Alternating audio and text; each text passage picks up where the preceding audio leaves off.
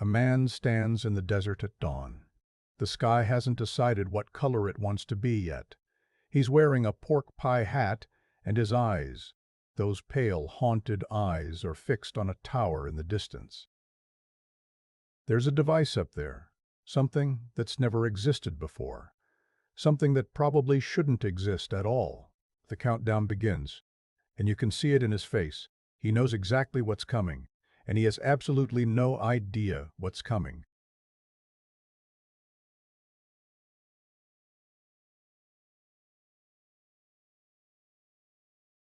That's J. Robert Oppenheimer in the seconds before Trinity, and that contradiction, knowing and not knowing, creating and destroying, triumph and horror happening in the same moment. That's the entire movie. Christopher Nolan's Oppenheimer isn't a biopic. It's not even just a thriller, though it moves with the relentless momentum of one. It's a 3-hour moral reckoning disguised as a period piece, a psychological horror film dressed up in period-accurate ties and fedoras, and one of the most technically audacious films ever made about a man sitting in rooms having conversations. Released in the summer of 2023, it became a cultural phenomenon, not because audiences were desperate for a dense, dialogue-heavy historical drama, but because Nolan found a way to make the creation of the atomic bomb feel like a ticking time bomb itself. Every conversation is a fuse being lit. Every scientific breakthrough brings us closer to an explosion we know is coming, but can't quite imagine. The film opens not with exposition, but with water. Droplets creating ripples, expanding outward in perfect concentric circles, colliding with other ripples, creating interference patterns. It's a quantum mechanics thought experiment made visible, and it's also the structure of the entire film. 3 timelines, color, black and white, subjective, objective, past and future, all happening at once, rippling outward from a single point of impact. Nolan isn't interested in telling Oppenheimer's story chronologically, because that's not how we experience consequence. We live forward, but understand backward, and the film's structure mirrors that uncomfortable truth. Here's what makes this movie different from every other prestige biopic. It doesn't admire its subject. It doesn't condemn him either. Cillian Murphy's Oppenheimer is magnetic and brilliant, and deeply, fundamentally broken in ways he doesn't fully understand until it's far too late. He's arrogant enough to think he can control nuclear fission, and naive enough to be surprised when politicians use his creation exactly the way politicians use every creation for power. The film watches him with the cool, clinical gaze of a scientist, observing a reaction, and what it sees is a man who wanted to be Prometheus, and ended up as something far more complicated and far more human. The year's 2023, but the film takes us back to multiple years, the 1920s, when a young Oppenheimer studies quantum mechanics in Europe and has visions of particles dancing in space. The 1940s, when he leads the Manhattan Project at Los Alamos, and 1954, when he sits in a security clearance hearing that's really a show trial, defending himself against charges that are really just excuses. There's also 1959, when Lewis Strauss, played by Robert Downey Jr., in a performance of quiet, toxic resentment, sits before a Senate confirmation hearing, his entire legacy on the line because of what he did to Oppenheimer. These timelines don't just alternate, they collide, interrupt each other, create meaning through juxtaposition.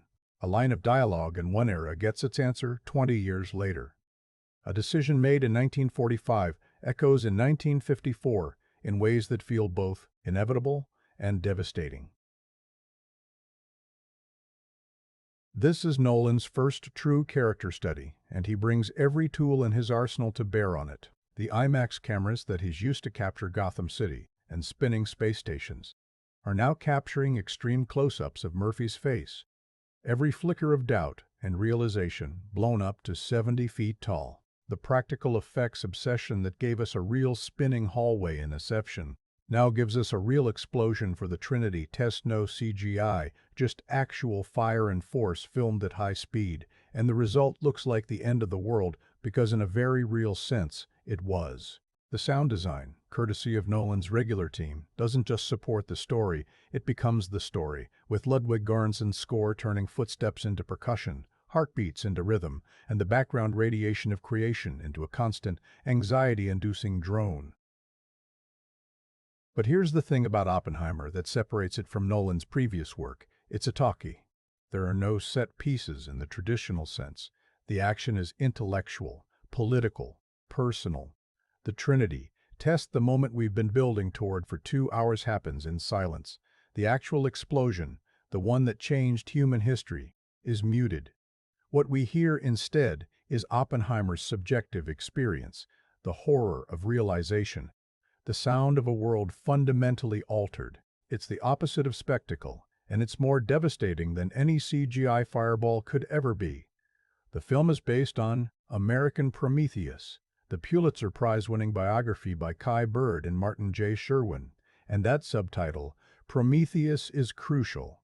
In Greek mythology, Prometheus stole fire from the gods and gave it to humanity, and for this act of benevolence, he was chained to a rock and tortured for eternity.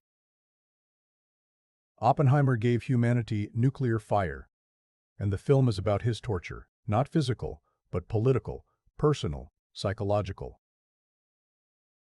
The security hearing in 1954 isn't about whether he's a communist or a security risk. It's a ritual punishment for the crime of being brilliant, difficult, and wrong about what would happen after Los Alamos.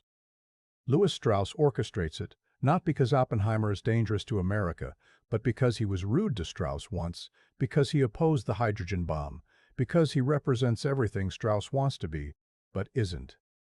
It's pettiness elevated to Greek tragedy. Nolan's screenplay, his first solo writing credit since Memento, is dense, rapid-fire, overlapping. Characters talk over each other, conversations happen in fragments, scientific concepts are explained on the fly without dumbing them down. The dialogue assumes you're keeping up, and if you're not, it keeps moving anyway. This isn't arrogance, it's respect. Nolan trusts his audience to handle complexity, to sit with ambiguity, to understand that not everything needs to be spelled out. When Oppenheimer and Einstein have their conversation by the Ponda moment, the film returns to, again and again, revealing new layers each time we're never told exactly what they said. We see Strauss's paranoid interpretation, but the actual words remain between them. Some conversations are too important to share. The cast Nolan assembled is staggering in both size and quality. This is an ensemble piece where even small roles are filled by major actors delivering career-best work. Matt Damon's General Leslie Groves is all pragmatic American confidence, the military mind that knows how to get things done and doesn't waste time on moral philosophy. Emily Blunt's Kitty Oppenheimer is sharp-edged and self-destructive, an alcoholic trapped in her brilliant husband's shadow who gets one scene cross-examining a lawyer during the hearing that's so fierce it redefines her entire character. Florence Pugh's Jean Tatlock is doomed from her first appearance, a communist psychiatrist who loves Oppenheimer and can't save him or herself. Robert Downey Jr. disappears into Lewis Strauss so completely that you forget you're watching Tony Stark. And what emerges is a masterclass in resentment, in how small personal slights can metastasize into historical villainy. But this is Murphy's film. He's in nearly every frame, and his performance is all interior. Oppenheimer is the smartest person in almost every room he enters, and Murphy shows us both the thrill and the loneliness of that. Watch his eyes in the scenes where he's doing physics. There's genuine joy there, the pleasure of a mind working at full capacity on problems that have no precedent. Then watch those same eyes in the security hearing scenes where he's being asked to defend his friendships, his politics, his sex life, where being smart doesn't help because the game is rigged and everyone knows it. Murphy makes you understand why people followed Oppenheimer to the desert and why they couldn't wait to tear him down afterward. He's charismatic and cold, passionate and calculating, a walking contradiction who contains multitudes and understands almost none of them. The film's visual language is split between two formats, and this isn't just an aesthetic choice. It's a narrative one. The color sequences, shot in IMAX 65mm, are Oppenheimer's subjective experience. They're vivid, overwhelming, sometimes hallucinatory. We see what he sees when he imagines quantum mechanics, particles and waves, stars and explosions. the invisible architecture of reality made visible. The black and white sequences, shot in a combination of IMAX and 65mm, are objective. Outside Oppenheimer's head, they're mostly Strauss's perspective during his confirmation hearing, but they're also the view from history, from the vantage point of hindsight. Color is feeling. Black and white is fact. Color is poetry. Black and white is prose. And Nolan weaves them together so seamlessly that you stop noticing the switches and start feeling them. This is also a film about America specifically, about the story America tells itself. Oppenheimer and his fellow scientists believed they were saving the world from fascism, and they were. They also believed that once the war was over, international controls would prevent nuclear proliferation, and they were catastrophically wrong. The film doesn't lecture about this, it embeds it in the structure. We watch the joy of scientific discovery, the camaraderie of Los Alamos, the genuine belief that they're doing something necessary and important. And then, we watch what happens after: Hiroshima, Nagasaki, the arms race, the hydrogen bomb, the realization that they didn't end war. They just made it apocalyptic. The security hearing is where America punishes Oppenheimer for the sin of being right about the consequences and wrong about human nature. What's fascinating is how Nolan handles the actual bombings of Hiroshima and Nagasaki. We don't see them. We see Oppenheimer being told the casualty numbers. We see him giving a victory speech to the Los Alamos scientists, while hallucinating their flesh melting off their bones. We see his guilt manifesting as sensory horror. The sound of screaming, the vision of a woman's face burning, the floor shaking beneath his feet even though nothing is moving. The film makes the devastation subjective rather than objective, and it's more effective because of it. We don't need to see the mushroom cloud over Hiroshima. We need to see what it does to the man who made it possible. The score, by Ludwig Göransson, deserves special mention because it's doing something unusual. This isn't a traditional orchestral score, though there are orchestral elements. It's built for violin strings manipulated to sound like electronic drones, from percussion that feels like industrial noise, from silence used as precisely as sound. During the Trinity countdown, the music builds to an almost unbearable pitch, then cuts out completely the moment of detonation. What we hear instead is Oppenheimer's breathing, the wind, nothing. The sound comes back later. Not the sound of the explosion, but the sound of its echo, arriving like the news of something terrible. Göransson's score doesn't tell us how to feel. It makes us feel without telling us.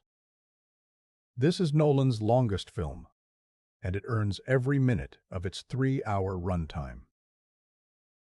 There's no fat here, no indulgence. Every scene is doing multiple things at once: advancing plot, revealing character, building theme, setting up payoffs that won't land until an hour later. The editing, by Jennifer Lame, is almost musical in its precision. Conversations from different timelines are intercut to create new meaning.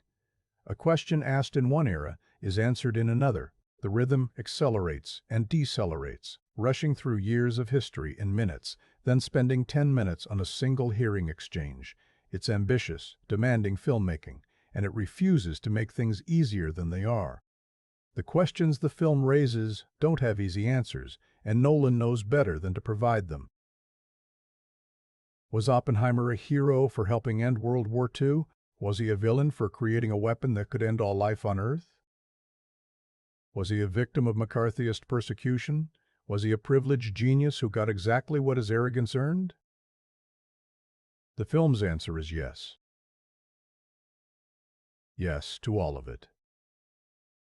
He contains all these contradictions, and so does the story, and so does America.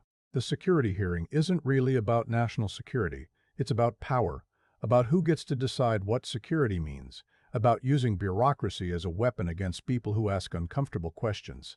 And here's what makes Oppenheimer not just a great film, but an important one. It arrived at exactly the right moment. In 2023, we're living with AI development rushing forward, with climate science being ignored, with technologies being deployed before we understand their consequences. Oppenheimer's story is a warning we didn't heed in 1945 or 1954 or any time since. The film doesn't say this explicitly. It doesn't need to. It just shows us a man who thought he could put the genie back in the bottle, who learned the hard way that some knowledge, once discovered, can't be undiscovered. "Now I am become death, destroyer of worlds," he says, quoting the Bhagavad Gita after Trinity, and the film spends 3 hours unpacking what it means to live with that realization. This is Christopher Nolan's most human film, his most political film, his most morally complex film. It's a masterpiece of structure, performance, and technique in service of a story that matters. And it starts with a man in a desert, watching the sky light up, knowing he's changed everything and understanding almost nothing about what comes next. The film doesn't begin with Oppenheimer as a fully formed genius. It begins with him as a problem. Cambridge, 1926. A young graduate student, brilliant, arrogant, emotionally unstable, injects cyanide into an apple and leaves it on his professor's desk. This actually happened. Patrick Blackett, the professor, was about to bite into it when Oppenheimer confessed and broke down. The film shows us this moment not as melodrama but as diagnostic evidence.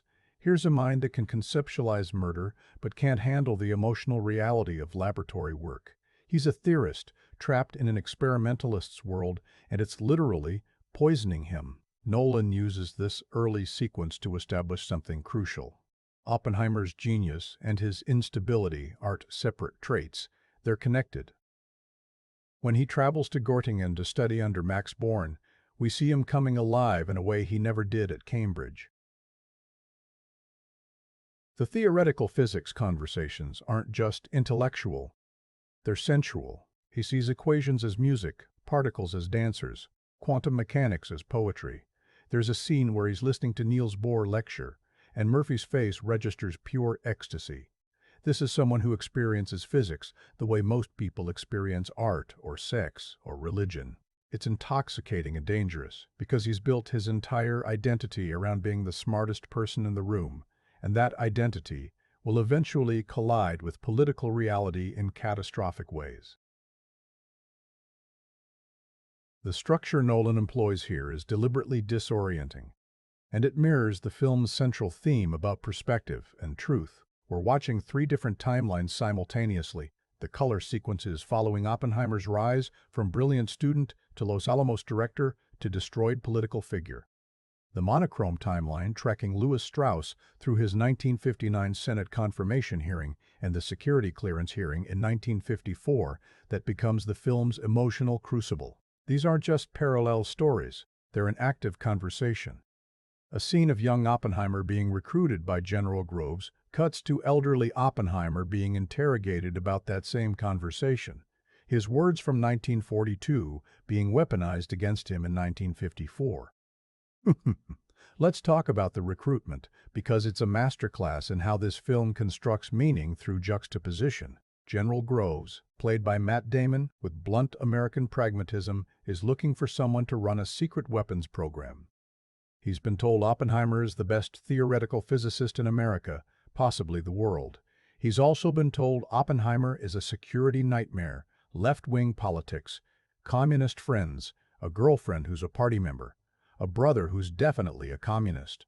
The meeting between them is electric because both men are calculating. Groves needs scientific brilliance. Oppenheimer needs purpose. They're using each other, and they both know it. And they proceed anyway, because the stakes beating Nazi Germany to an atomic bomb override every other concern. Watch how Murphy plays this scene. Oppenheimer is charming, confident, deflecting questions about his politics with intellectual sleight of hand. When Groves asks if he's a communist, Oppenheimer's answer is technically truthful but strategically evasive. He knows exactly what he's doing, which makes his later surprise at being persecuted for these same associations either profound naivete or willful blindness. The film suggests both are true. He's smart enough to manipulate General Groves, but not smart enough to understand that the government he's manipulating will eventually turn that same scrutiny back on him.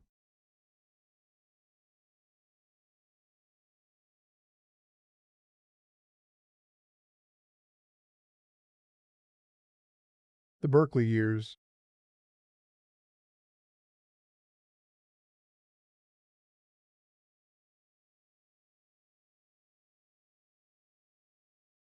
The Philicus. There's a wonderful sequence where he's teaching quantum mechanics to a classroom full of students, and the camera is tight on his face as he works through an equation, losing himself completely in the elegance of the mathematics. One student asks a question that reveals fundamental misunderstanding, and Oppenheimer's response is cutting, dismissive. He doesn't suffer fools, and in academia that's forgivable, even admirable. But the film is setting up a pattern. This man believes intelligence is the ultimate virtue, that being right matters more than being kind, and that worldview will eventually destroy him when he's up against political operators who are wrong about physics but right about power. Jean Tadlock enters his life like a comet, brilliant, depressed, politically radical, sexually magnetic. Florence Pugh plays her in only a handful of scenes, but she dominates every frame she's in. Their relationship is passionate and doomed, and Nolan films their intimacy with unusual frankness for a PG-13 film. There's a sex scene where Jean hands Oppenheimer a copy of the Bhagavad Gita and asks him to read from it specifically the passage that will later haunt him. Now I am become death, destroyer of worlds. It's an extraordinary choice because it eroticizes the moment that will define his legacy, linking creation and destruction, intimacy and apocalypse. Jean is suicidal, and Oppenheimer can't save her, just as he'll later be unable to save himself from the consequences of his creation.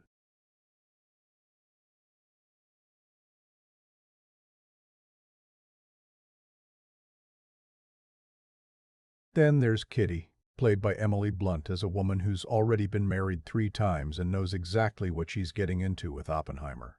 She's not a victim or a supportive wife in the traditional biopic sense. She's a functional alcoholic, a former communist, a botanist who gave up her career to be Mrs. Oppenheimer and resents it even as she chose it. Their marriage is shown in sharp fragments. A wedding, a move to Los Alamos, her drinking escalating as his fame grows, their children becoming collateral damage to his ambition. Blunt plays Kitty as someone who married a genius and got a government asset instead, and her bitterness is entirely earned. The Los Alamos section is where the film's structure becomes most apparent. We're not watching a straightforward narrative of the Manhattan Project. We're watching it refracted through multiple perspectives and time periods. Young Oppenheimer selects the remote New Mexico site, recruits scientists from across the country, builds a city in the desert dedicated to a single purpose. Every conversation about the project is intercut with a security hearing where those same conversations are being re-examined, reinterpreted, turned into evidence of disloyalty. A casual remark about Soviet scientists becomes proof of espionage. A moral objection to targeting Japanese cities becomes evidence of sympathy for the enemy. The recruitment of the scientific team is shown as a heist film in reverse instead of assembling specialists to steal something. Oppenheimer is assembling them to create something that's never existed. He goes to Richard Feynman, to Hans Bethe, to Edward Teller, selling them not just on the scientific challenge, but on the moral necessity. Nazi Germany is working on a bomb. If Hitler gets it first, civilization ends. Therefore, they must build it first. The logic is impeccable, and it's also a trap, because once the bomb exists, it will be used, and the people who built it will have to live with that forever. Edward Teller, played by Benny Safdie with twitchy brilliance, is particularly important here. He wants to build the hydrogen bomb, the super right, from the start. He's not interested in the atomic bomb as an end goal. It's just a stepping stone to something bigger, more powerful, more theoretically elegant. Oppenheimer keeps redirecting him. First things first, build the atomic bomb, win the war, then we'll think about next steps. But Teller's obsession is a preview of the post-war nightmare. The bomb isn't an ending, it's a beginning. And Oppenheimer's belief that it can be controlled, that rational actors will recognize its horror and step back from the brink, is the most tragic miscalculation of his life. General Groves runs Los Alamos like a military operation because it is one, and the clash between military operation, because it is one, and the clash between military efficiency and scientific curiosity creates constant tension. There's a scene where Groves explains compartmentalization. Each scientist knows only what they need to know about their specific piece of the project. No one except Oppenheimer sees the whole picture. It's practical security, but it's also a metaphor for how the government sees knowledge as something to be controlled, parceled out, weaponized. Oppenheimer hates this because his entire worldview is built on open scientific exchange, on ideas flowing freely across borders and disciplines. He's building a weapon for a military that fundamentally distrusts the way he thinks. The Strauss timeline, unfolding in monochrome during his confirmation hearing, operates differently. It's procedural and bureaucratic. A man in a suit being asked questions by senators in a wood-paneled room. But Nolan finds tension in procedure. We watch Strauss's aide preparing him, coaching his answers, warning him about hostile senators. We watch Strauss himself vain, insecure, nursing grievances that seem petty, until you realize they've metastasized into policy decisions that affected millions of lives. Robert Downey Jr. plays him as a man who spent his entire life feeling overlooked despite his accomplishments, and Oppenheimer represents everything Strauss wants to be: naturally brilliant, effortlessly charismatic, respected by the scientific community that Strauss, a self-educated businessman, will never fully join. Their first meeting is cordial. Strauss, as a member of the Atomic Energy Commission, meets Oppenheimer after the war. He's deferential, almost fawning. Oppenheimer is polite, but distracted. He's thinking about bigger issues than schmoozing with administrators. And in that inattention, that casual dismissal of someone he considers less important, Oppenheimer plants the seeds of his own destruction. Strauss will spend years orchestrating the security hearing, using his administrative power to punish a personal slight, and Oppenheimer will never fully understand that his real crime wasn't his politics or his communist associations. It was making Louis Strauss feel small. The film keeps returning to a specific moment: Oppenheimer and Einstein talking by a pond at the Institute for Advanced Study. We see it from Strauss's perspective. First, he watches them from a distance, sees them conferring quietly, sees Einstein walk away without acknowledging Strauss. He assumes they were talking about him, that Oppenheimer was poisoning Einstein against him. This assumption eats at Strauss through the entire film. We keep returning to this moment, seeing it from different angles, and each time it accumulates new meaning. It's the Rashomon principle applied to a conversation we never hear, and it demonstrates how Strauss's paranoia and ego create a narrative that may have no connection to reality. Back in the color timeline, Los Alamos is operational, and the theoretical is becoming practical.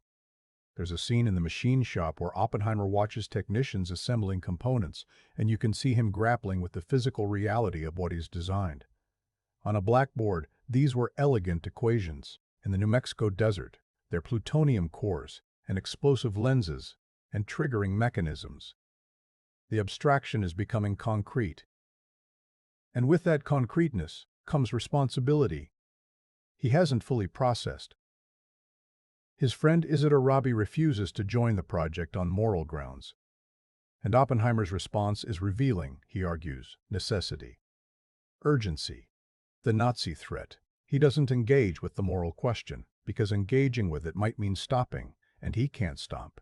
The momentum is too strong, the intellectual challenge too seductive, the identity he's built around being essential to history, too precious to abandon. The security concerns intensify. As the project progresses, Oppenheimer's past associations keep surfacing: his brother Frank's Communist Party membership, his own donations to leftist causes, Jean Tatlock's activities.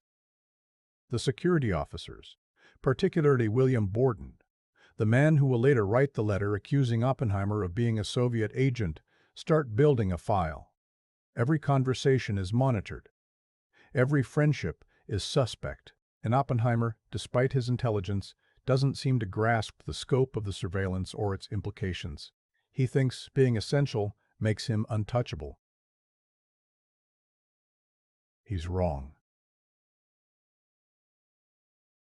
There's a devastating scene where Jean Tatlock calls him desperate and suicidal, and he goes to San Francisco to see her despite knowing he's under surveillance. They sleep together, they talk about their lives diverging, and the next morning he leaves. Shortly after, she kills herself.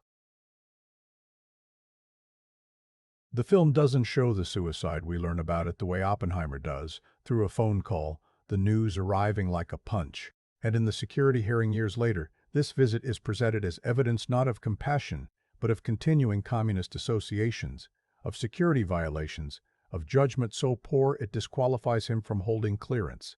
His grief is irrelevant to the proceedings. Only the optics matter.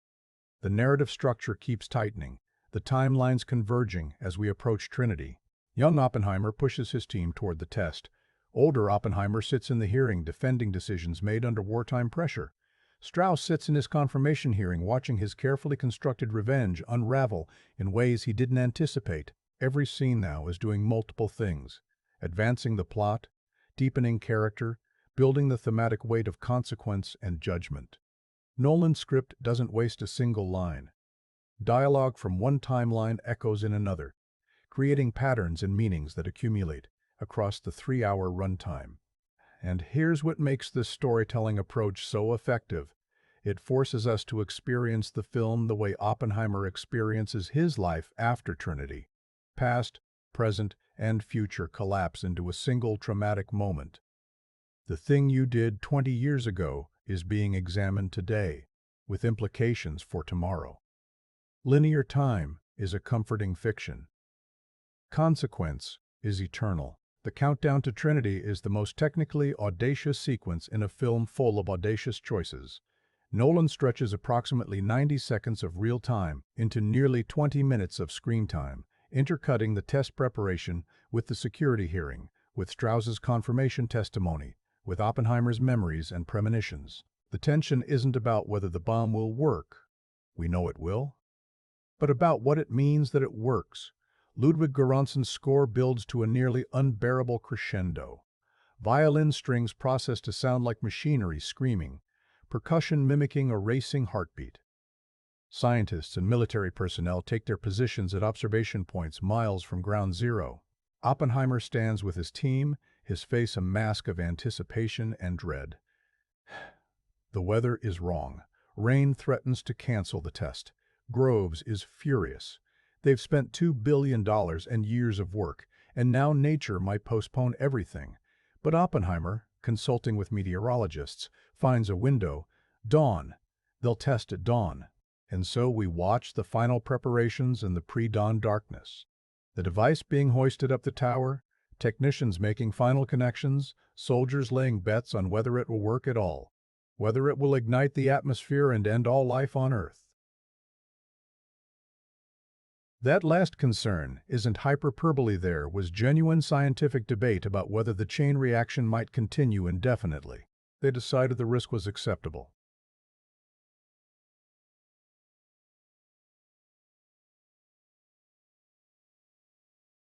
Think about that. They decided ending the world was an acceptable risk.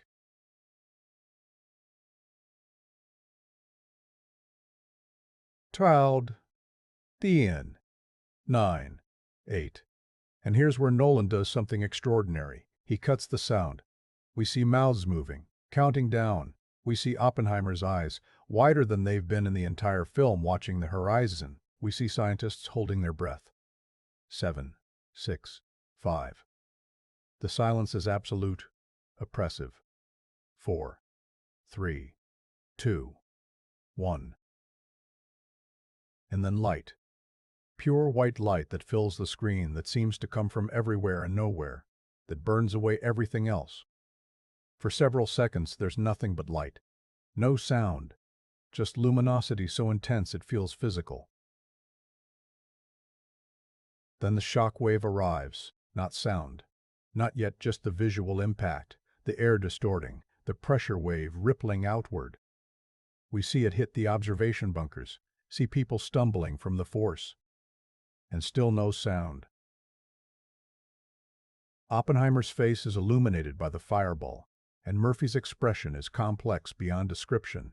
Triumph, horror, awe, grief, all happening simultaneously. The mushroom cloud begins to form, rising into the sky, and only now does sound return, not the explosion itself, but the aftermath. Wind, breathing, someone sobbing, someone else laughing. The scientists are cheering, hugging, celebrating. They've done it. They've split the atom. They've changed the world. But Oppenheimer isn't celebrating. His lips move. And if you know the quote, you can read them. Now I am become death, destroyer of worlds. It's the line Jean Tatlock had him read during their intimacy, come back to haunt him at the moment of his greatest achievement. The Bhagavad Gita passage is about the god Vishnu revealing his true form to the prince Arjuna, showing him that all life and death are part of a cosmic cycle beyond human control. Oppenheimer is recognizing that he's unleashed something beyond human control, and the recognizing that he's unleashed something beyond human control, and the recognition is destroying him, even as the scientists around him celebrate. Cut to the security hearing, 1950. The lawyer Roger Robb, played by Jason Clarke, with prosecutorial precision is asking about Trinity. Did Oppenheimer feel pride, elation? He's trying to force Oppenheimer to admit pleasure in creating a weapon of mass destruction, to paint him as someone who enjoyed building instruments of death. Oppenheimer's answer is careful, parsed, trying to separate the scientific achievement from its applications, but his careful words are being recorded, transcribed, entered into the record as evidence, not evidence of what he did, but evidence of what kind of person he is. And in the logic of security clearances, character matters more than actions. The film then shows us what the Trinity celebration looked like from inside Oppenheimer's head. He's back at Los Alamos, and the Army has organized a victory assembly. The war isn't over yet. Trinity happened in July 1945, weeks before Hiroshima. But everyone knows what this means. Oppenheimer is supposed to give a speech. He walks out onto the stage, and the crowd erupts, stomping, cheering, whistling. These are his people, the scientists and technicians and support staff who spent years in the desert building something impossible, and they've succeeded. He should be triumphant. Instead, he's dissociating. The sequence that follows is pure horror, rendered through subjective experience. As Oppenheimer tries to speak, the crowd's cheering begins to sound wrong, distorted, aggressive, almost violent. He looks out at the audience, and he starts seeing them differently. A woman's face in the crowd suddenly appears charred, her skin peeling. The floor beneath his feet shakes even though nothing is moving. Someone in the crowd screams, but no one else reacts. He's hallucinating the effects of the bomb on human bodies, projecting Hiroshima and Nagasaki onto the people he knows, and the film makes us experience his psychological break in real time. This is what guilt looks like when you're someone who experiences physics as poetry. It becomes visceral, sensory, inescapable. The actual bombings of Hiroshima and Nagasaki are handled through absence and report. We don't see the attacks. We see Oppenheimer in rooms where people tell him what happened. Groves comes in with casualty estimates, 70,000 dead in Hiroshima. Then the number is revised upward. Then Nagasaki happens. Oppenheimer listens to these numbers the way you'd listen to weather reports. His face carefully neutral, but his hands betray him. There's a shaking. There's a scene where he's told that the Japanese surrender is imminent, that the bombs worked exactly as intended, that the bombs worked exactly as intended, that the war will end without a mainland invasion. He should feel vindicated. Instead, he looks sick. His meeting with President Truman is one of the film's most brutally effective scenes. Oppenheimer goes to the White House hoping to discuss international control of atomic weapons, to advocate for openness with the Soviets, to somehow manage the technology he's helped unleash. Truman, played by Gary Oldman in what amounts to an extended cameo, listens with the impatience of a politician who has actual power and no interest in a scientist's moral qualms. When Oppenheimer says, "Mr. President, I feel I have blood on my hands," Truman's response is instant and cutting. "You think anyone in Hiroshima or Nagasaki gives a shit who built the bomb? They care who dropped it. I did. Hiroshima isn't your responsibility. It's mine. After Oppenheimer leaves, Truman turns to his aide and says, "Don't let that crybaby back in here." The film shows us this through the Strauss timeline. It's a story Strauss hears and relishes because it confirms his view of Oppenheimer as someone who wants moral credit without political responsibility. But it's also devastating because it reveals the fundamental disconnect between scientific creation and political application. Oppenheimer built the bomb thinking he'd have some say in how it was used. He was wrong. Once you give the government a weapon, you don't get to control what they do with it. That's not naivete, it's fantasy. And Truman just shattered it. The post-war years bring new conflicts. Oppenheimer becomes a celebrity scientist, the face of the atomic age. He's on magazine covers giving lectures, advising the government through the Atomic Energy Commission's General Advisory Committee. He's also advocating for international control, for sharing atomic secrets with the Soviets to prevent an arms race, positions that alarm the military establishment and infuriate anti-communist hardliners. And Lewis Strauss is watching all of this, documenting every controversial statement, every political misstep, building a file. The hydrogen bomb debate becomes the crucible for Oppenheimer's post-war reputation. Edward Teller pushes relentlessly for developing the super, a thermonuclear weapon hundreds of times more powerful than the atomic bombs dropped on Japan. Oppenheimer, chairing the GAC, opposes it on both technical and moral grounds. The technical objections are real. The design Teller proposes probably won't work. But the moral objections are more fundamental. The hydrogen bomb isn't a weapon. It's genocide as policy. Its only purpose is to destroy entire cities, to kill millions. There's no tactical application, no precision targeting. It's just death at a scale that makes Hiroshima look restrained. The GAC writes a report recommending against hydrogen bomb development. Oppenheimer's language in the report is careful but damning. The weapon would be built to the danger of humanity as a whole.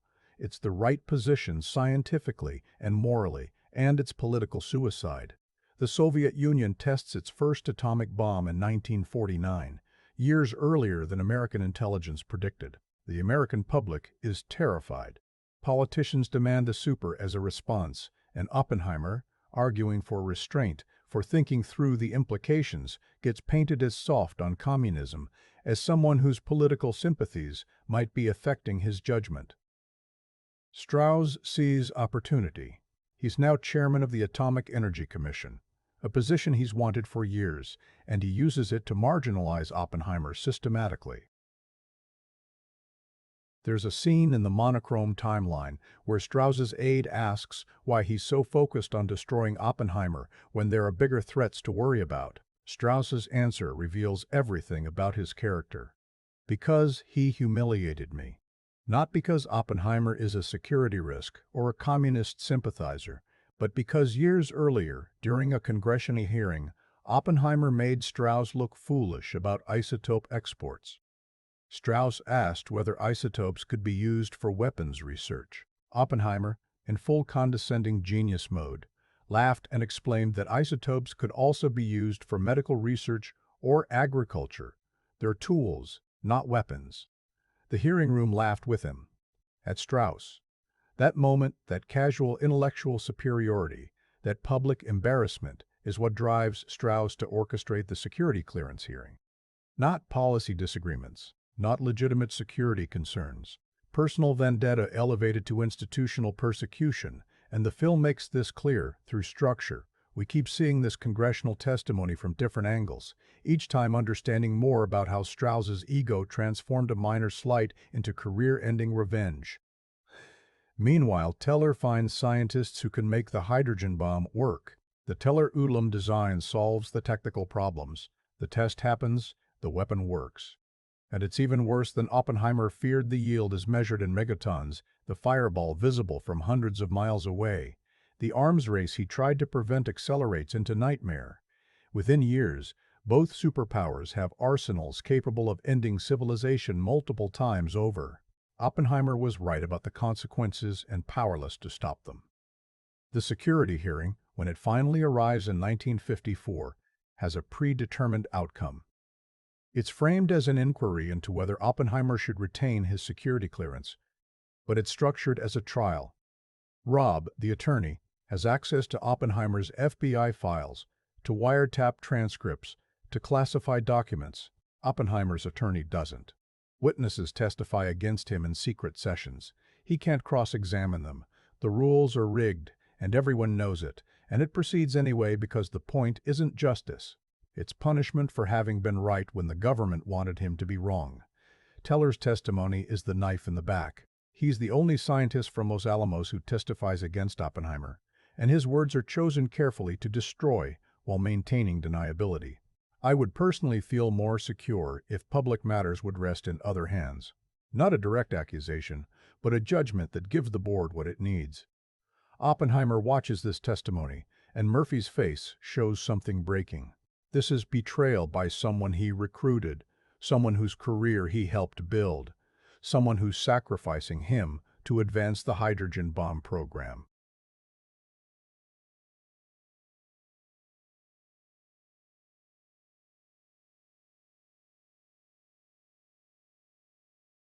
The thing timelines reach maximum intensity here.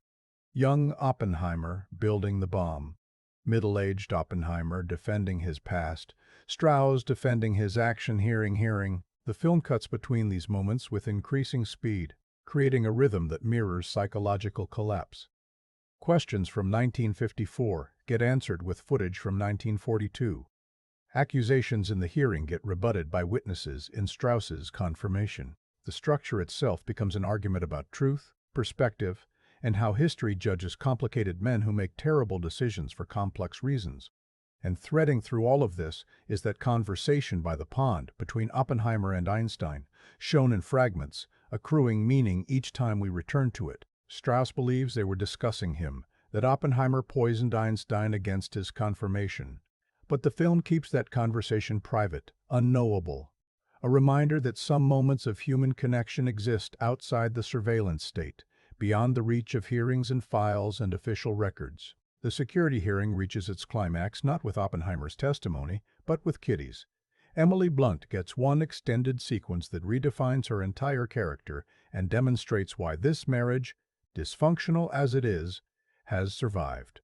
She's called to testify, and she arrives clearly having prepared. Rob, the prosecuting attorney, treats her with barely concealed contempt. She's a woman, a former communist, an alcoholic. He assumes she'll be easy to break. He's catastrophically wrong.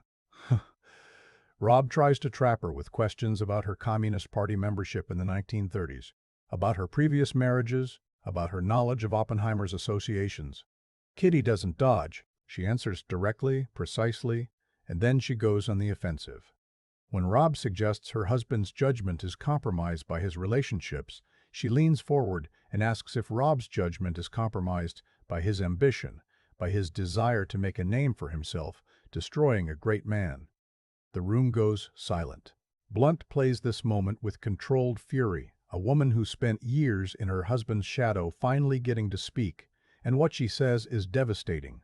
She doesn't just defend Oppenheimer. She attacks the entire premise of the hearing, the bad faith questions, the predetermined outcome. But it doesn't matter. The board has already decided. In June 1954, they vote to revoke Oppenheimer's security clearance. The official reason is that his past associations and fundamental defects in his character make him a security risk. The real reason is that he opposed the hydrogen bomb, embarrassed powerful men, and refused to apologize for being right. The film shows us Oppenheimer receiving the news in a near-empty hearing room. And Murphy plays it with almost no reaction, just a slight slumping of the shoulders.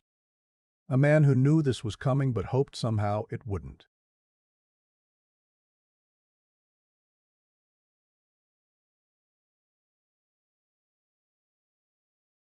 The aftermath is shown in fragments across the remaining timeline.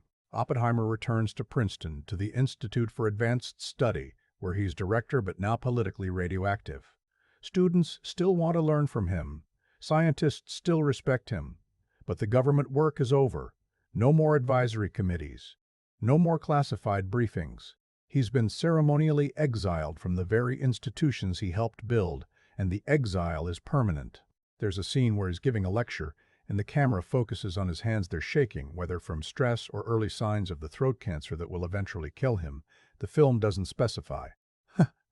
Meanwhile, in the monochrome timeline of 1959, Strauss's confirmation hearing is collapsing. He's being questioned about his role in the Oppenheimer persecution, and senators from both parties are expressing doubt about his judgment, his motives, his fitness for the cabinet position he's sought for years. His aide, played by Alden Ehrenreich, is watching the nomination die in real time. Witnesses who were supposed to support Strauss are being vague, non-committal. Scientists are testifying against him. The political capital he thought he'd earned by destroying Oppenheimer is worthless because the scientific community has turned against him.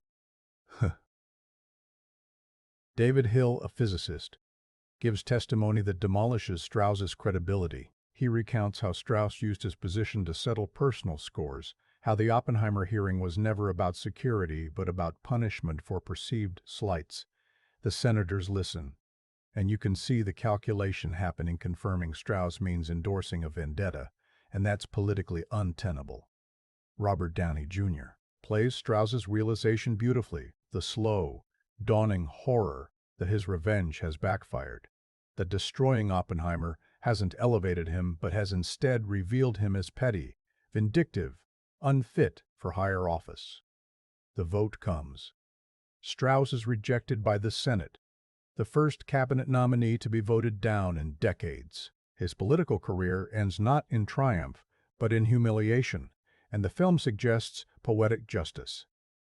The man who orchestrated a show trial to destroy someone's reputation gets destroyed by a legitimate political process. But Nolan doesn't let it feel like simple comeuppance, because Strauss's defeat doesn't undo what happened to Oppenheimer. Both men are casualties of the same system that uses brilliant people and then discards them when they become inconvenient. Now the film reveals what actually happened in that conversation between Oppenheimer and Einstein by the pond, the moment Strauss is obsessed over for years. We return to it one final time, but now we hear it. Oppenheimer has just come from a meeting where politicians are already talking about the hydrogen bomb, about the arms race, about targeting lists that include every major city in the Soviet Union.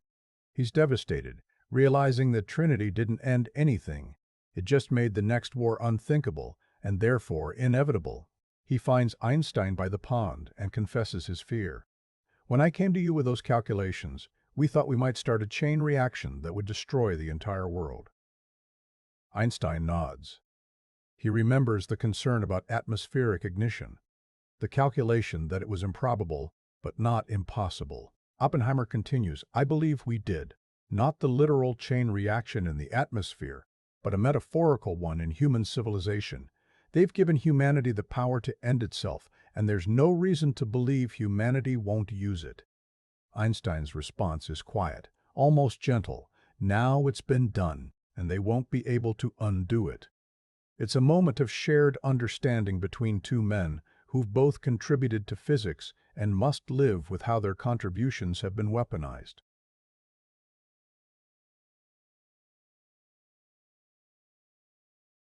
This is what Strauss saw from a distance and misinterpreted through his paranoia. He thought they were laughing at him when they were actually grieving for the world. The film makes this revelation land with tremendous force because we've been conditioned by multiple viewings to see this moment through Strauss's eyes, and now we finally see the truth. It recontextualizes everything. Strauss destroyed Oppenheimer over an imagined slight, while the actual conversation was about existential dread and moral responsibility. Concepts Strauss, for all his intelligence, couldn't begin to understand. The film's final movement takes place in 1963. Oppenheimer is older, grayer, clearly ill. President Lyndon Johnson is presenting him with the Enrico Fermi Award, a rehabilitation of sorts, though it comes too late to restore his security clearance or his political influence. Edward Teller is in the audience. The man who betrayed him is here to witness this partial redemption, And there's a moment where they make eye contact. No words, just a look that contains years of history, of collaboration turned to betrayal, of scientific brotherhood destroyed by political pressure. Oppenheimer accepts the award with a brief speech, and his voice is hoarse, damaged by the cancer growing in his throat. But the film doesn't end there. It ends with a return to that conversation with Einstein, now shown in full. After discussing the chain reaction they've started, Oppenheimer asks Einstein when they'll know if they've destroyed the world. Einstein's answer is chilling in its honesty. We won't know. It will happen slowly, or it will happen all at once, but we won't be there to see it. The implication is clear. The destruction might not be nuclear annihilation. It might be the slow corrosion of civilization by the knowledge that annihilation is always one decision away, the psychological damage of living under permanent threat.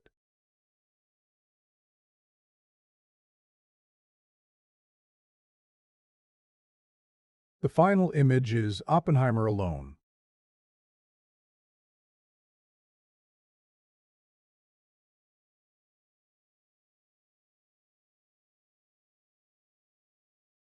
There be a vision, or might be memory, or might be prophecy. The camera pulls back, and we see that the landscape is Earth itself, cities in ruins, the sky dark.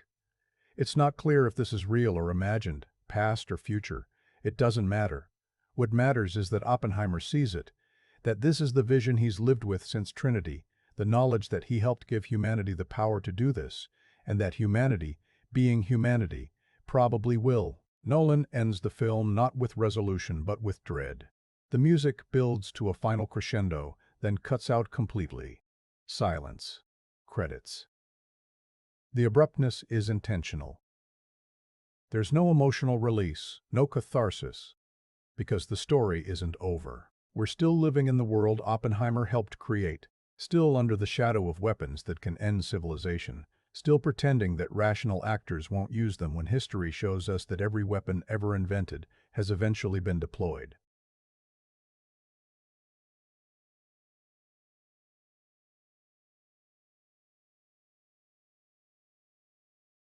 The structural achievement here is remarkable.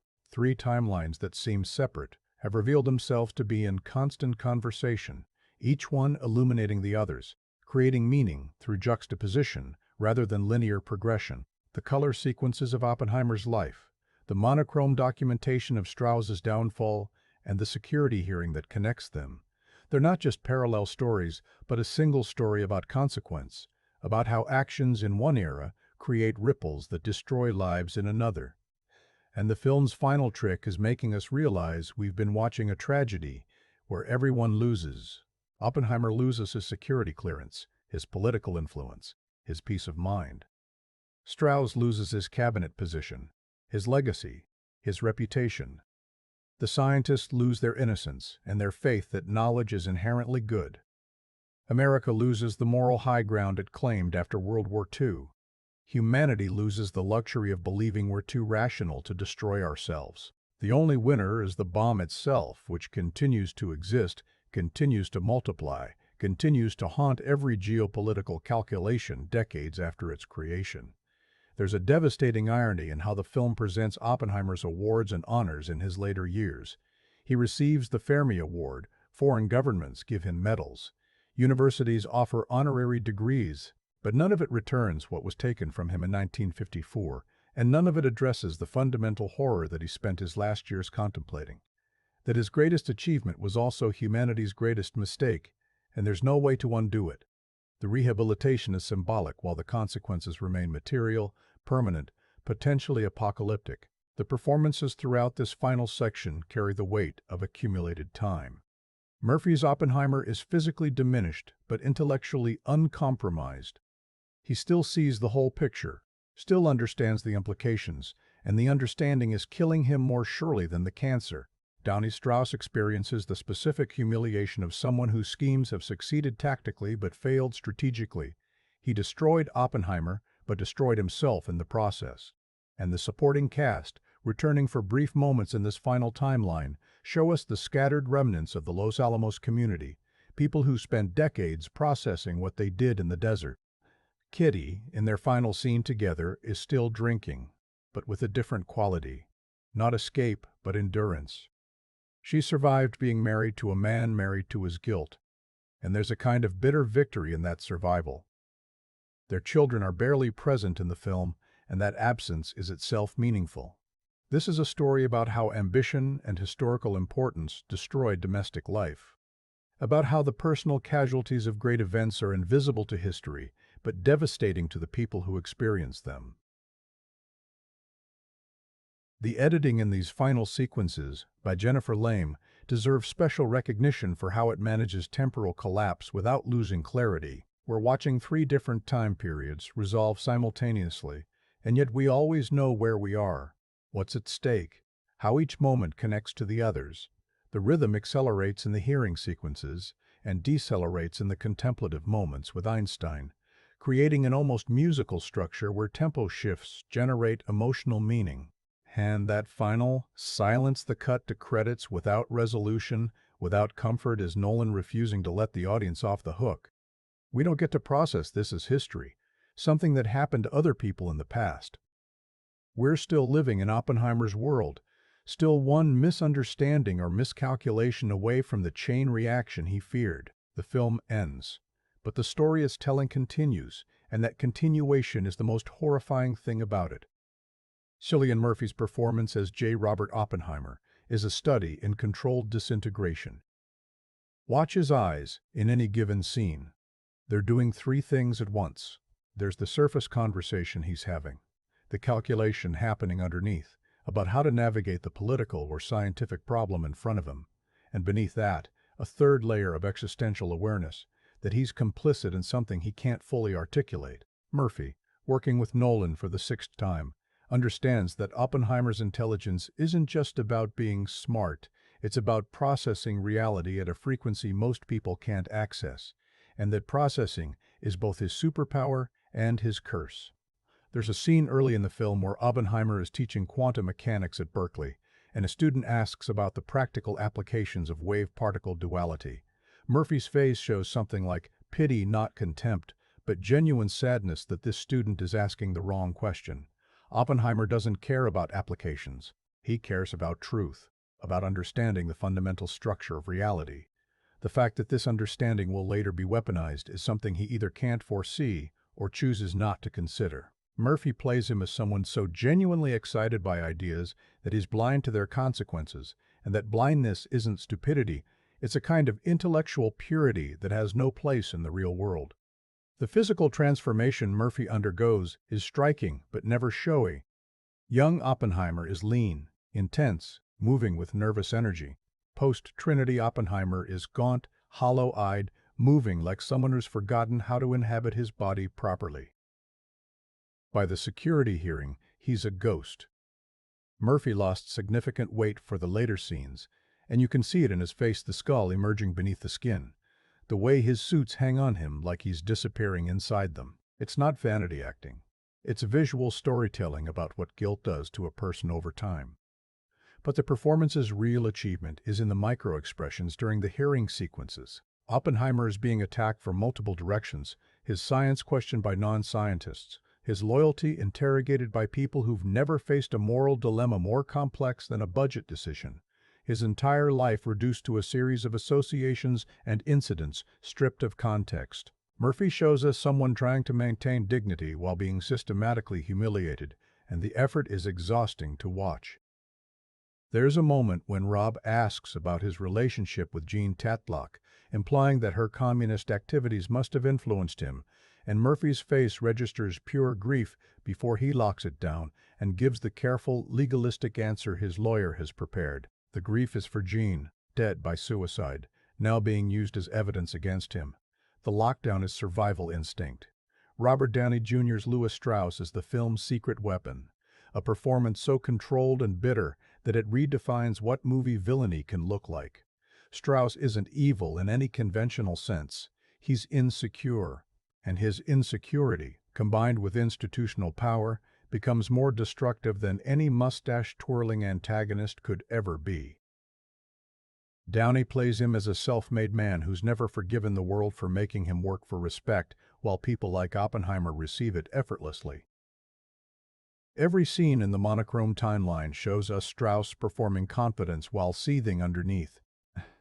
There's a brilliant sequence where Strauss is meeting with Oppenheimer to offer him a position at the Institute for Advanced Study, and Downey plays it as a man bestowing a favor he expects will generate gratitude and deference.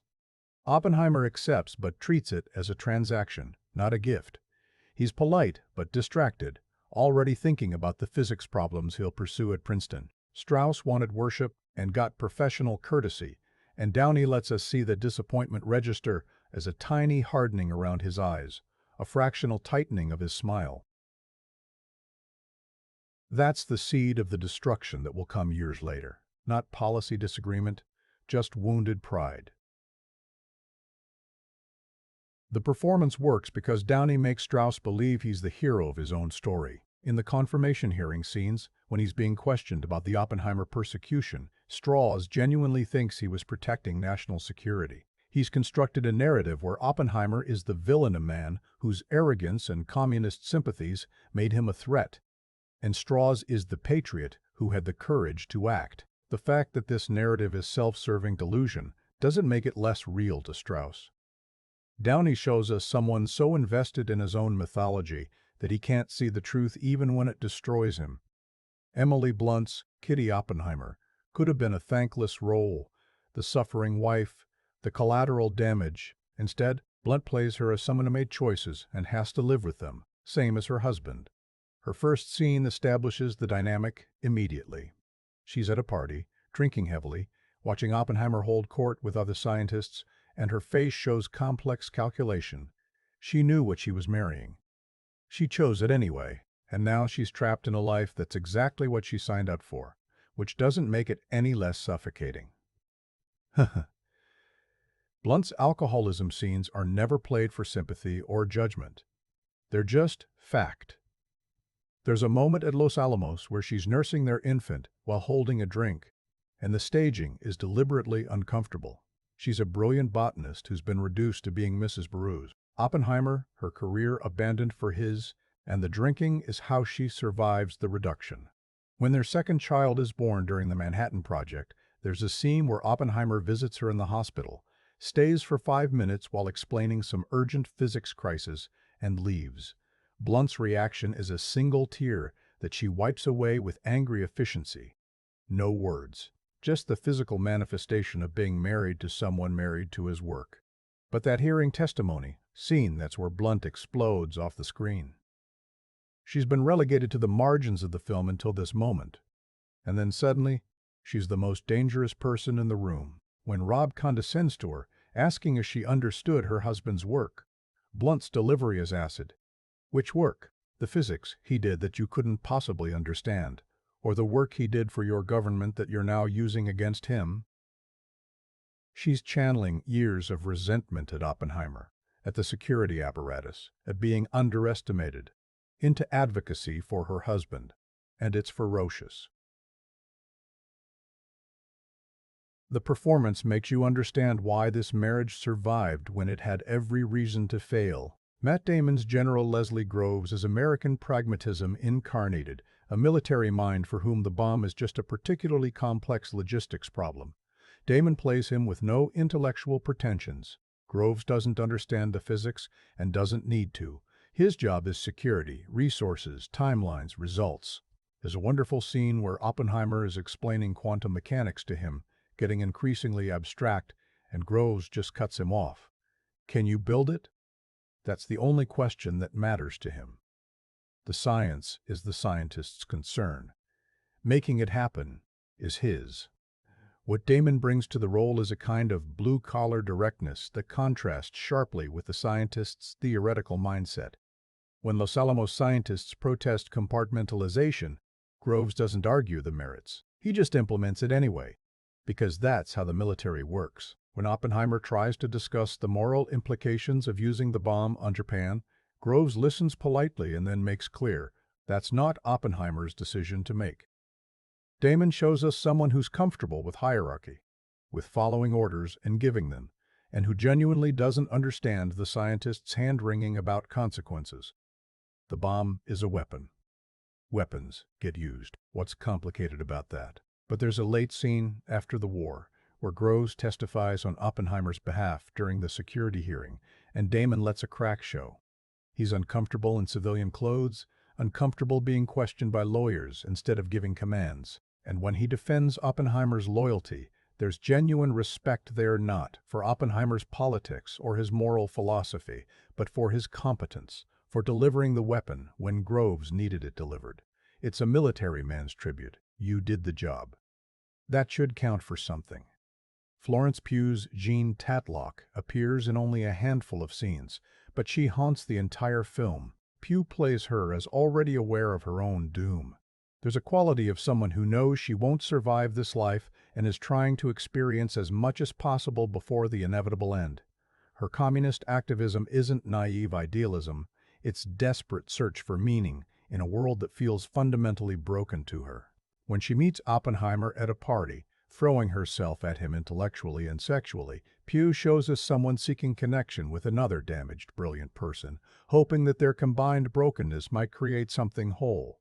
Their scenes together have an intensity that feels almost violating to watch, not because of the sexuality, but because of the emotional nakedness. There's a moment in bed where Jean starts crying mid-conversation, not about anything specific, just overwhelmed by existence, and Oppenheimer tries to comfort her with logic, with philosophy, completely missing that she doesn't need answers, she needs presence. Pugh plays it as someone who loves Oppenheimer and knows he'll never fully understand her, and that limitation is one more unbearable thing in a life full of unbearable things. Her final scene, the phone call to Oppenheimer that leads him to San Francisco, is devastating in its brevity. We hear her voice, desperate, asking him to come. We see his face, calculating the risk, knowing he's under surveillance, deciding to go anyway. And then we get the news of her suicide through a phone call, her death reduced to information. Pugh's absence in the rest of the film is as powerful as her presence was. She's the ghost in Oppenheimer's conscience, the person he couldn't save, because saving people requires emotional tools he doesn't possess. The ensemble of Los Alamos scientists is filled with character actors doing precise, specific work. Benny Safdie's Edward Teller is twitchy ambition. A man who sees the atomic bomb as merely a stepping stone to something bigger and doesn't understand why everyone isn't equally excited about fusion weapons. Safdie plays him with humor. Teller's enthusiasm is almost childlike, but there's something unsettling underneath. This is someone whose imagination outruns his conscience, who genuinely believes that bigger explosions equal scientific progress. David Krumholtz's Isidore Rabi serves as the film's moral conscience, the scientist who sees the implications early and refuses to participate. His scenes with Oppenheimer have the tension of a friendship strained by ethical disagreement. Rabi respects Oppenheimer's brilliance and is appalled by his choices. Krumholtz plays these confrontations without judgment. Rabi isn't preaching, he's just opting out and hoping Oppenheimer will understand why. When he testifies for Oppenheimer during the hearing, defending his loyalty while clearly disagreeing with his judgment, it's one of the film's most complex portraits of friendship. Jason Clarke's Roger Robb, the attorney prosecuting the security hearing, is chilling in his bureaucratic efficiency. Clarke doesn't play him as cruel. He's just doing his job, and his job is to destroy Oppenheimer's credibility using any means available. There's no personal animosity, which somehow makes it worse. When he asks invasive questions about Jean Tatlock or brings up decades-old political donations, Clarke delivers the questions like he's reading from a grocery list. The banality of persecution, rendered through legal procedure.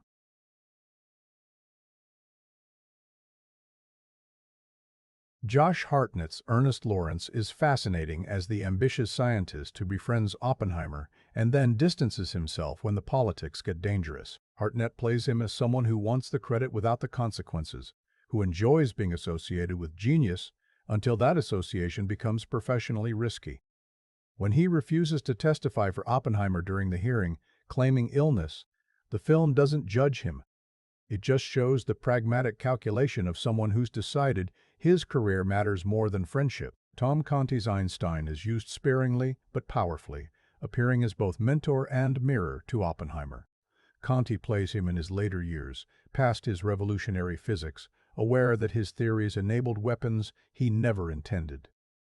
The conversations with Oppenheimer have the quality of two men who've lived with their legacies long enough to understand the price. Conti doesn't make Einstein saintly, just old, sad, and wise enough to know the brilliance and morality exist on separate planes. Kenneth Branagh appears briefly as Niels Bohr, and the scene where he visits Los Alamos is crucial for showing Oppenheimer's psychology. Bohr, the elder statesman of quantum mechanics, is treated like royalty by the scientists, but it's his private conversation with Oppenheimer that matters.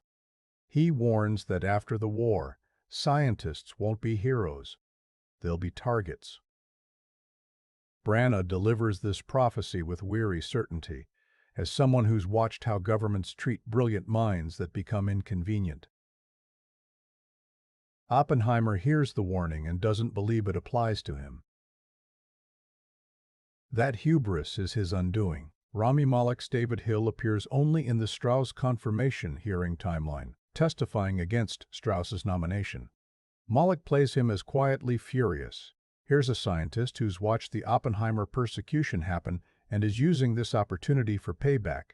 His testimony isn't just factual, it's accusatory, calling out Strauss's personal motivations for what they are.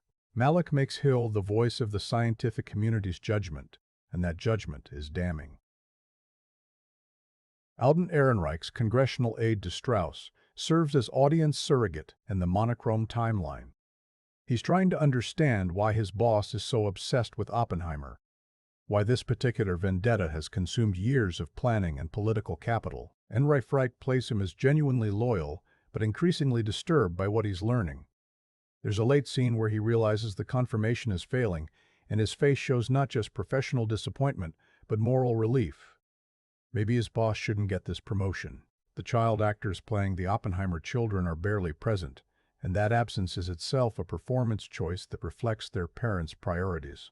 When they appear, they're background figures in their father's historical drama, which is exactly how the children of great men often experience their childhood's peripheral to events they don't understand but will spend their lives processing. What unites all these performances is restraint. No one is playing for Oscar clips or big emotional moments. Everyone understands they're part of an ensemble serving a complex structure, and the best service is precision. When the film needs emotion, it comes from context and accumulation, rather than big acting choices. Murphy's devastation at the hearing lands because we've watched him for 2 hours trying to hold himself together. Downey's villainy works because it's coated in plausible deniability. Blunt's fury is effective because she's been quietly suffering until the moment she erupts. And the film trusts these actors to convey information without dialogue. So much of the story is told through looks, through reactions, through what characters don't say. Oppenheimer watching the Trinity celebration and seeing horror, while everyone else sees triumph. Strauss watching Oppenheimer and Einstein by the pond and constructing an entire betrayal narrative from a conversation he can't hear. Kitty watching her husband testify and realizing he's losing even as he's telling the truth. This is ensemble filmmaking at the highest level, every performance calibrated to support the others, no one trying to dominate or upstage. The result is a film where even small roles feel inhabited by complete human beings with interior lives and conflicting motivations. These aren't characters, they're people, complicated and contradictory and real. Oit van Hoytema's cinematography for Oppenheimer represents a philosophical argument in visual form. The decision to shoot significant portions in IMAX 65mm, the largest film format available, for a movie that's primarily people sitting in rooms talking, is either insane or brilliant. It's brilliant. What Van Hoytema understands is that IMAX isn't just about spectacle. It's about presence, about overwhelming the viewer's field of vision so completely that escape becomes impossible. When Cillian Murphy's face fills a 70-foot screen during the security hearing, every micro-expression becomes a landscape. You can see the blood vessels in his eyes, the tension in his jaw, the way his pupils contract when Rob asks a particularly invasive question.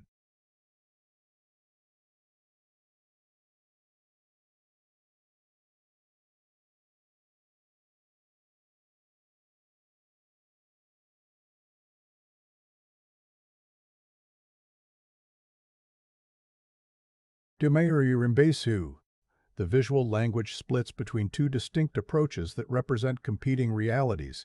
The color sequences, shot on IMAX and 65mm film stock, represent subjective experience. Oppenheimer's internal world, where physics is beautiful and terrifying, where particles dance in space, where creation and destruction blur together. Van Hoytema lights these scenes with harsh contrasts, deep shadows, colors that feel almost hallucinogenic. There's a sequence where Oppenheimer is having a breakthrough about implosion dynamics, and the camera pushes in on his face while the background goes soft and golden, lit like a religious painting. He's not just solving a problem, he's experiencing revelation, and the cinematography makes that ecstatic experience visual. The monochrome sequences, shot on a combination of IMAX and 65mm black and white stock specifically developed for this production, represent objective documentation. They're sharper, colder, more formal. These are the Strauss timeline scenes and moments viewed from outside Oppenheimer's consciousness. Van Hoytema shoots the Senate confirmation hearing like archival footage, like something being recorded for history. The lighting is flat and institutional, the framing more static, the camera observing rather than participating. It's the difference between feeling and recording, between experience and evidence. But here's what makes the cinematography genuinely sophisticated. Van Hoytema violates his own rules strategically. There are moments in the color timeline where the camera becomes objective, watching Oppenheimer from outside his own perception.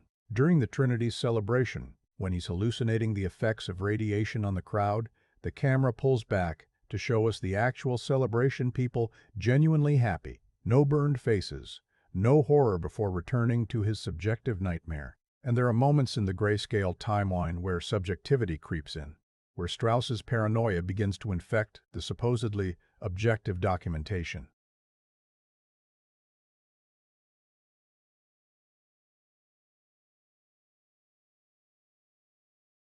The format isn't rigid ideology.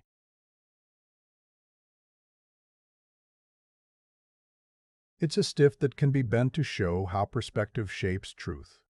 The quantum visualization sequences are where Van Hoytema gets to be experimental with hell. When Oppenheimer is studying in Europe, trying to conceptualize quantum mechanics, we see abstract images, ripples expanding in water, stars colliding in space, particles moving in patterns that suggest both order and chaos.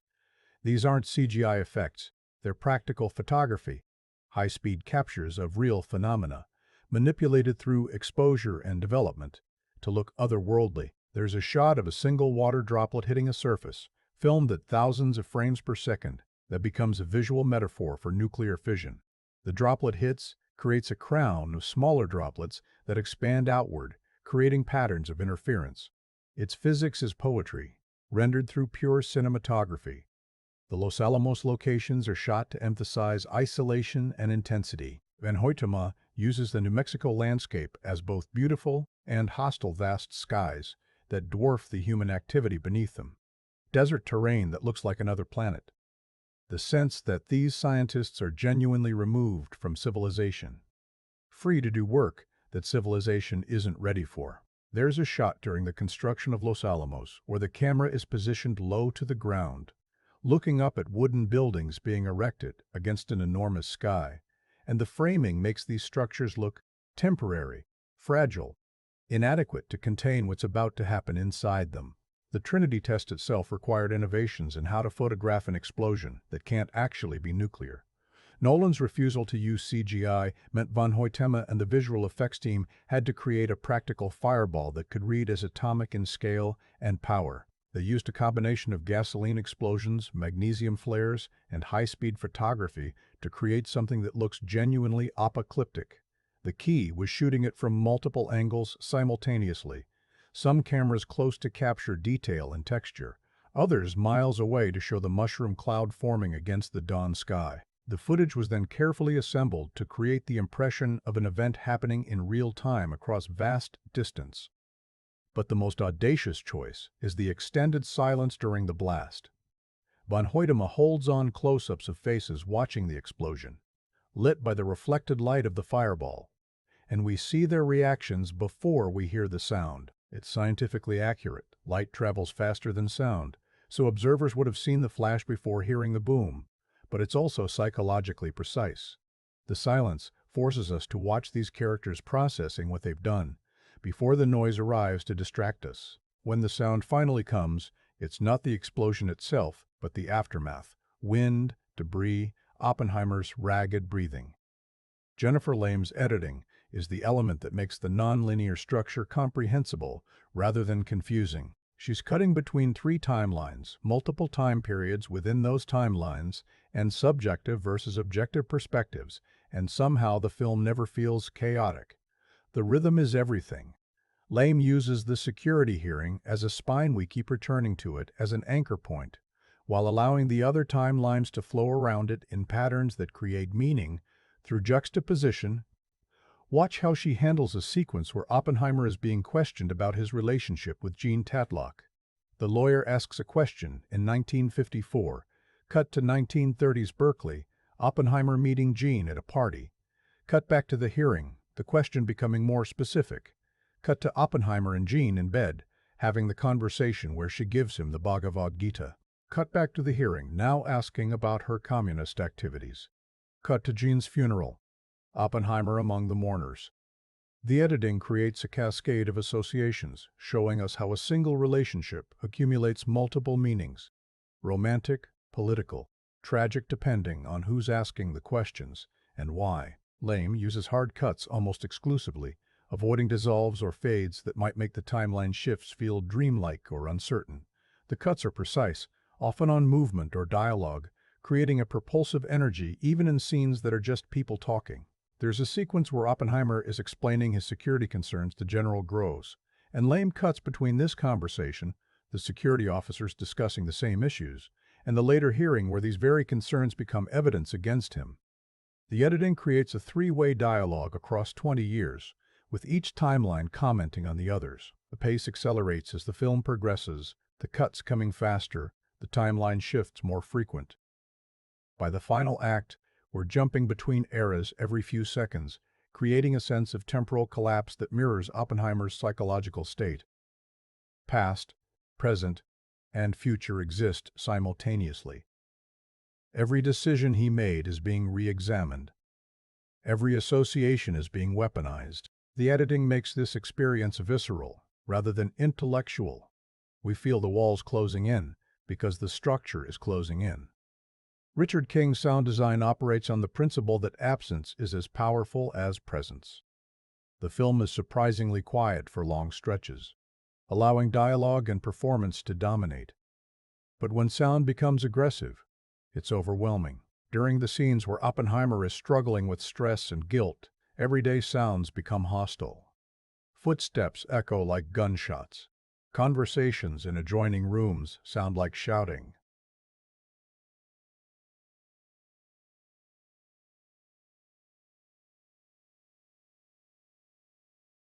The ambient noise of Los Alamos machinery, construction. The wind builds to levels that feel physically oppressive. There's a remarkable scene where Oppenheimer is at a post-war gathering, and someone brings up the casualty figures from Hiroshima.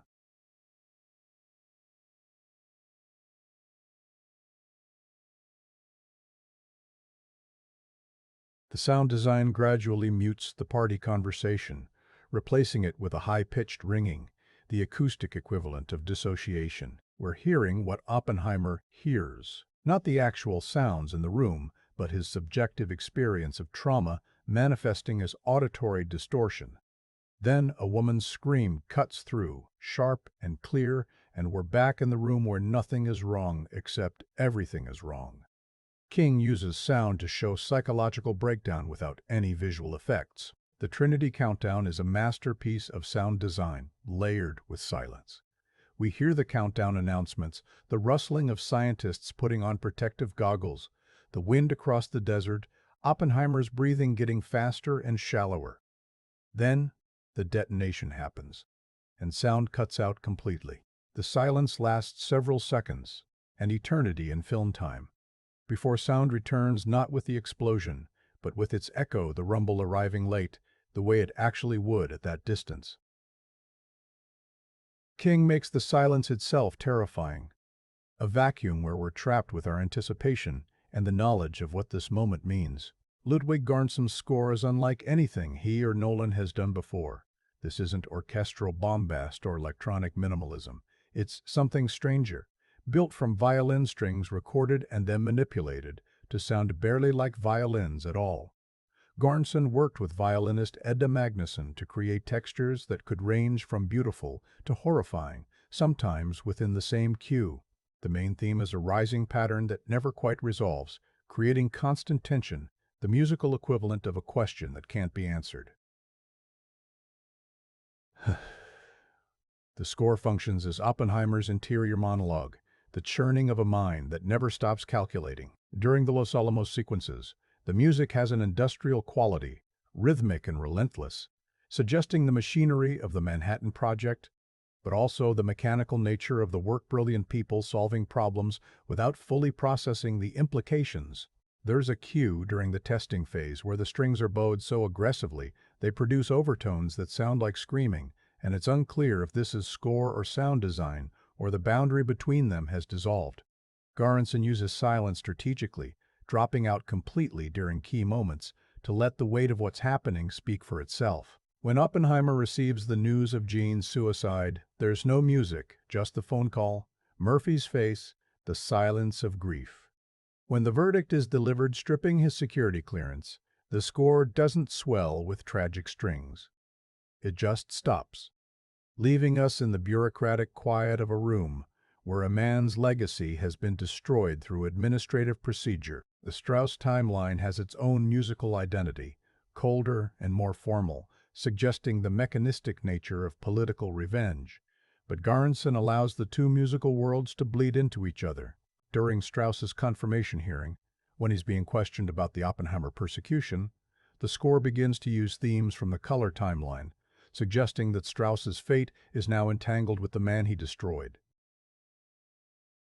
The music becomes an argument about karma, about how actions echo across time. Nolan's insistence on practical effects wherever possible extends to moments that seem impossible to achieve without digital manipulation. The scene where Oppenheimer envisions the atomic chain reaction spreading across the Earth's atmosphere is created through layered practical photography, actual explosions, filmed at different scales, and composited together through optical printing, the old-fashioned way. It looks different from CGI, more tangible, and therefore more terrifying. You're watching actual fire and light, just manipulated through photographic technique. The production design by Ruth De Jong creates environments that feel historically accurate without becoming museum pieces. The Los Alamos interiors are cramped, functional, showing the reality of secret military installations built quickly in remote locations. Oppenheimer's office is cluttered with blackboards covered in equations, papers stacked everywhere, the workspace of someone who lives inside his own mind. The hearing room is deliberately claustrophobic, wood-paneled and windowless, designed to feel like a trap disguised as due process. The costume design by Ellen Myrojnik uses period-accurate clothing to communicate character evolution. Young Oppenheimer's suits are fashionable, well-fitted, showing someone who cares about presentation. Los Alamos Oppenheimer wears casual work clothes, abandoning vanity for utility. Hearing-era Oppenheimer's suits are expensive, but hang loosely on his diminished frame, suggesting someone going through the motions of respectability while falling apart inside. Strauss, by contrast, is always impeccably dressed, every tie perfectly knotted, his vanity on display even in his moment of political defeat. What unites all these technical elements is intentionality. Every choice serves the story's psychological and moral complexity. The IMAX format forces uncomfortable intimacy. The editing creates temporal collapse that mirrors trauma. The sound design makes subjective experience audible. The score functions as interior monologue. The practical effects ground impossible concepts in physical reality. Nothing is there just to look impressive. It's all in service of making you understand what it felt like to be J. Robert Oppenheimer, brilliant and doomed and complicit in humanity's potential extinction.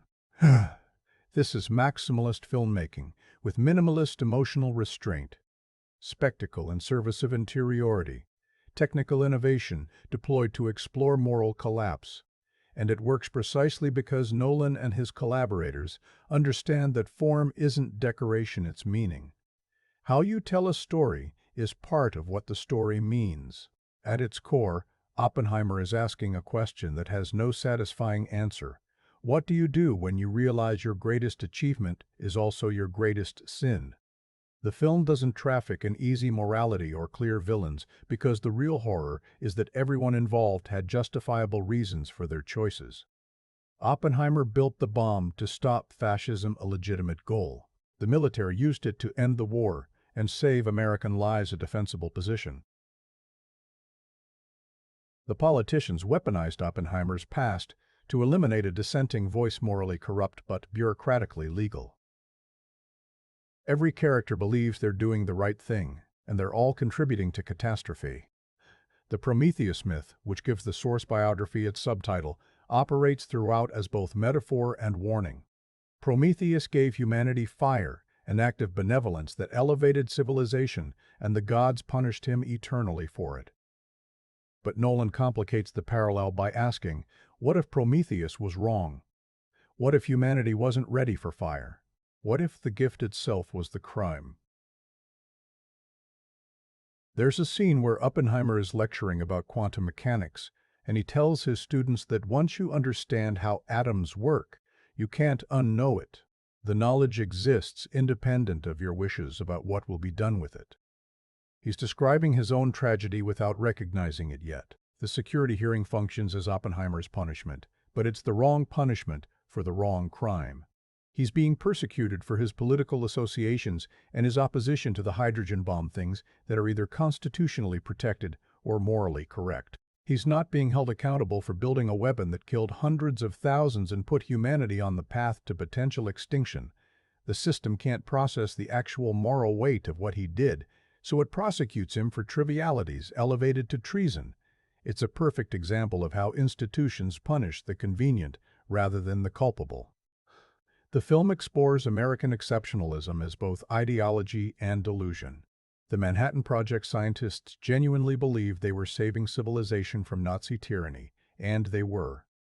But that belief came with the assumption that American possession of nuclear weapons was inherently safer than any other nation's possession of them. There's a crucial scene where scientists are debating whether to demonstrate the bomb for Japanese observers rather than dropping it on a city, and the consensus is that demonstration won't be convincing. Enough only mass casualties will force surrender. This is American pragmatism at its most brutal.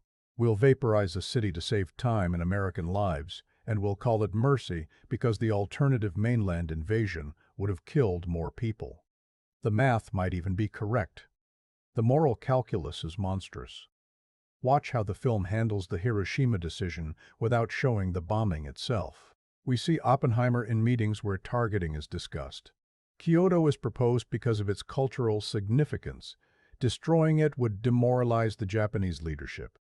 Oppenheimer argues against Kyoto, suggesting Hiroshima instead because it's a military target.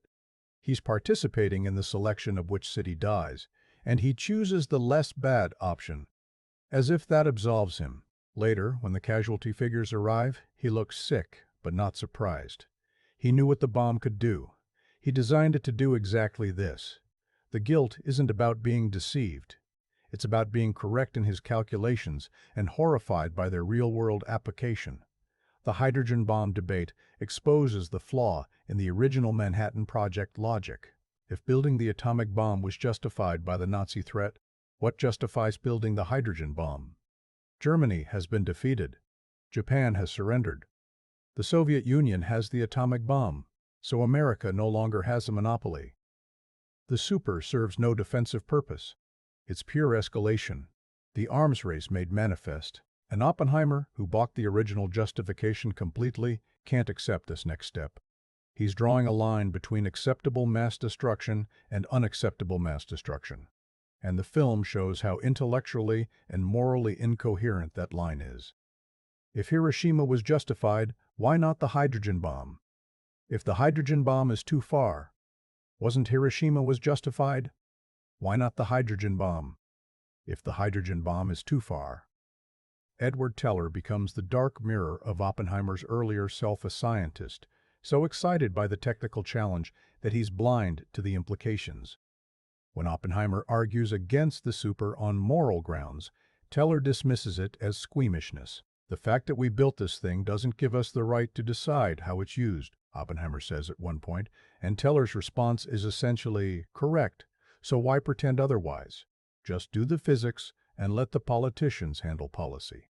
It's the compartmentalization that Oppenheimer once accepted, now being used against his newfound conscience. The film interrogates whether scientists have special moral responsibility for their creations. Robbie makes the case that you can't build weapons of mass annihilation, and then claim you're just following orders or pursuing knowledge. But the government's position, articulated through Groves and later through the hearing prosecutors, is that scientists are employees, contractors, tools of national policy with no special standing to question how their work is deployed. This isn't a debate the film resolves, because it's unresolvable. Both positions have merit, and both lead to nightmare scenarios.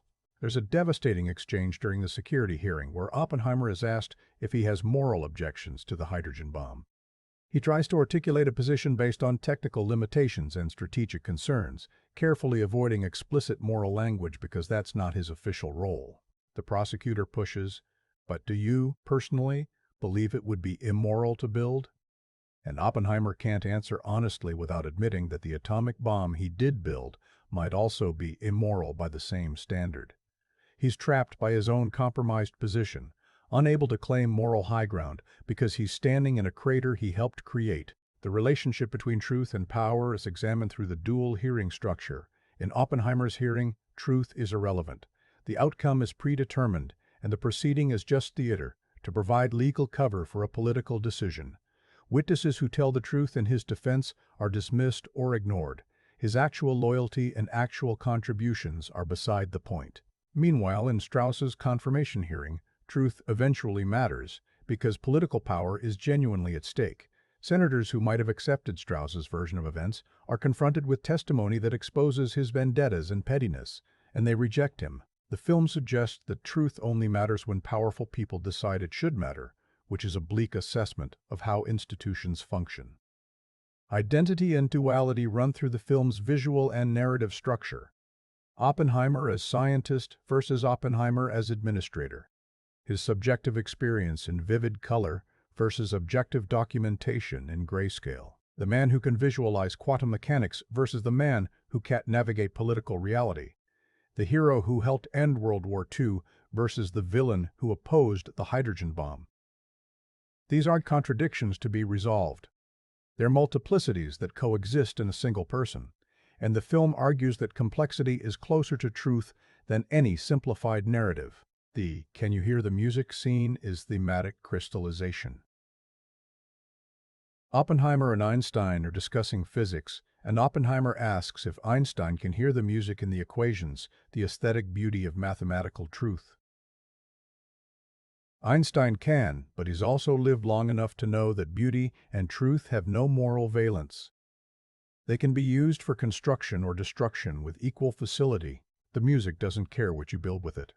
This is the tragedy of the scientific mind applied to human affairs. Elegance doesn't equal ethics, and understanding the universe doesn't help you understand people. The film also examines the American tendency to build mythology around complicated individuals. Oppenheimer becomes the father of the atomic bomb, a title that simplifies his role and the collaborative nature of the Manhattan Project. It gives him too much credit and too much blame simultaneously, transforming a complex historical process into a great man narrative. The security hearing is partly an attempt to destroy that mythology, to reduce the mythic figure to a flawed man with communist friends and questionable judgment. But even that reduction is myth-making. It creates a different false narrative, the tragic hero brought low by political enemies.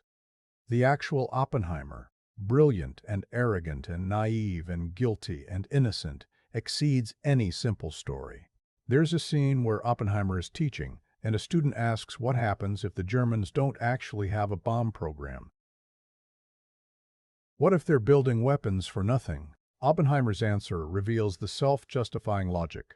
Then we'll have a deterrent against future threats.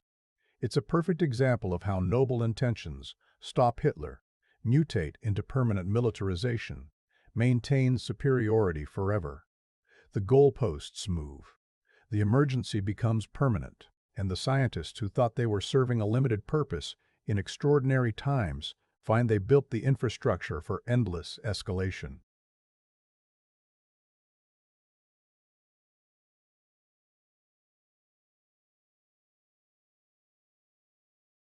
The film's treatment of consequences extends beyond the immediate blast radius. We see hints of the radiation poisoning that will kill people years after the bombings. We see the beginning of the arms race that will dominate geopolitics for decades. We see Oppenheimer's psychological collapse as he processes what he's participated in. But we also see something more subtle, the normalization of apocalyptic weapons. By the time of the security hearing, atomic bombs are just part of the strategic landscape. They're discussed in committees, budgeted for, deployed as bargaining chips. The unthinkable has become routine, and that routinization is its own kind of horror. Kitty's cross-examination of Rob during the hearing touches on performative patriotism versus actual loyalty. She points out that the men questioning her husband's Americanness are using legal procedure to destroy someone who materially contributed to winning World War II. Their patriotism is bureaucratic filling out forms, following procedures, identifying internal enemies. His patriotism involved actually building the weapons that ended the war. Which version counts for more?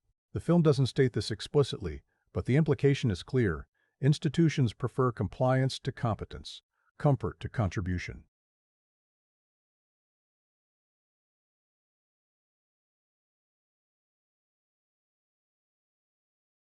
The final conversation with Einstein reframes everything we've watched. When Oppenheimer fears they've started a chain reaction that will destroy the world, he's not talking about literal atmospheric ignition anymore. He's talking about the chain reaction of knowledge and power. Once you know how to split the atom, you can't unknow it.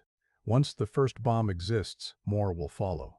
Once nations have them, they'll build bigger ones. Once the capability exists, it will eventually be used again, because that's what humans do with tools we use them. The chain reaction isn't in the atmosphere, it's in human nature, and there's no way to stop it, because it's already started. Einstein's response, "Now it's been done," is acceptance without resignation. This is the world now. Nuclear weapons exist. That knowledge is permanent. Future generations will inherit this curse, and they'll have to find ways to live with it that the current generation hasn't discovered.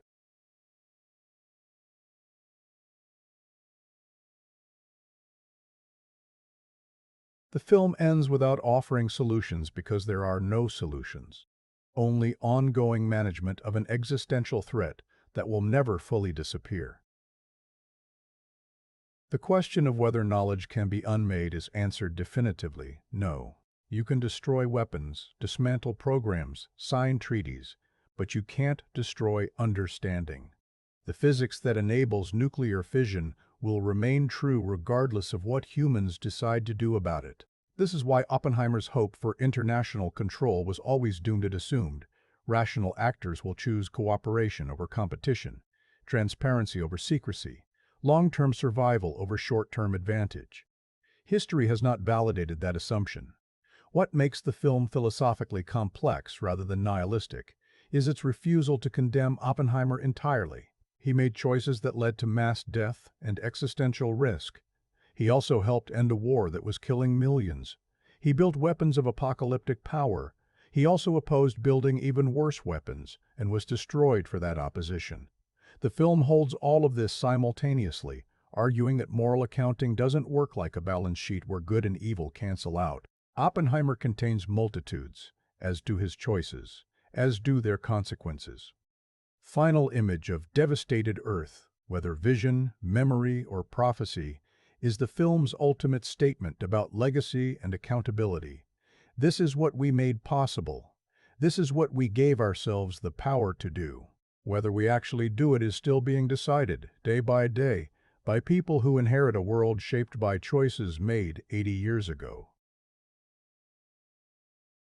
Oppenheimer's tragedy is that he saw this clearly too late to stop it, and early enough to spend decades living with the knowledge. Our tragedy is that we've had 80 years to solve it, and haven't. Oppenheimer arrived in theaters on July 21, 2023, the same day as Barbie, and the cultural collision created something nobody predicted: Barbenheimer, a grassroots double-feature phenomenon that became the summer's defining narrative. Audiences were buying tickets to both films, wearing pink to one and leaving devastated by the other, creating memes about the tonal whiplash. What could have been a box office competition became a celebration of cinematic diversity, proof that audiences would show up for original, challenging, 3-hour R-rated films if given something worth their time and money. Oppenheimer earned over $950 million worldwide, making it the highest-grossing biographical film ever, and the third highest-grossing R-rated film in history. But the numbers don't capture what was happening in theaters. This was a film people saw multiple times, not because they missed plot points, but because the structure revealed new meanings on repeat viewings. The nonlinear timeline that seemed complex on first watch became comprehensible on second, and the third viewing revealed patterns in dialogue and visual motifs that only make sense when you know where everything is heading. This is dense, rewatch-friendly filmmaking that respects audience intelligence, and audiences responded by making it an event. The critical reception was overwhelmingly positive, with particular praise for Murphy's performance, the technical achievement, and Nolan's willingness to make a difficult film with commercial appeal. The most interesting responses came from scientists and historians, who noted both the film's fidelity to documented history and its willingness to compress and dramatize for narrative efficiency. The security hearing scenes draw heavily from actual transcripts.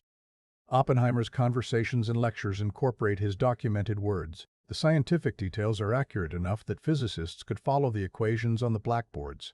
This isn't docudrama, it's dramatic interpretation grounded in research, and that grounding gives the moral questions real weight. The awards trajectory was historic. The film won 7 Academy Awards, including Best Picture, Best Director for Nolan, his first after 5 previous nominations, Best Actor for Murphy, and Best Supporting Actor for Downey. These weren't sentimental career awards, they were recognition of specific excellence in this specific film. Murphy's win was particularly significant as the first Irish actor to win Best Actor, playing a role that required carrying a 3-hour film while making internal conflict visible through minimal physical performance. For Nolan, Oppenheimer represents both culmination and evolution. His previous films, Memento, The Prestige, Inception, Interstellar, Dunkirk, The Dark Knight trilogy, established him as a master of structural complexity, practical effects, and intellectual ambition.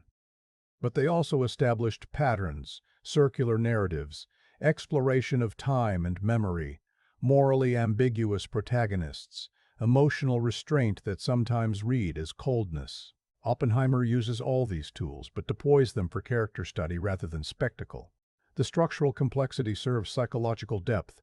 The practical effects ground abstract physics and visceral reality. The moral ambiguity isn't a twist, it's the entire point. This is Nolan's first film, based on existing biography, rather than original concept. His first period piece. His first sustained focus on a single character's interior life. It's also his first script solo written since Memento, working from Kai Bird and Martin Sherwin's American Prometheus, but transforming comprehensive biography into 3-hour chamber piece, structured like a thriller. The film proves Nolan can work in modes beyond his established brand while remaining identifiably himself.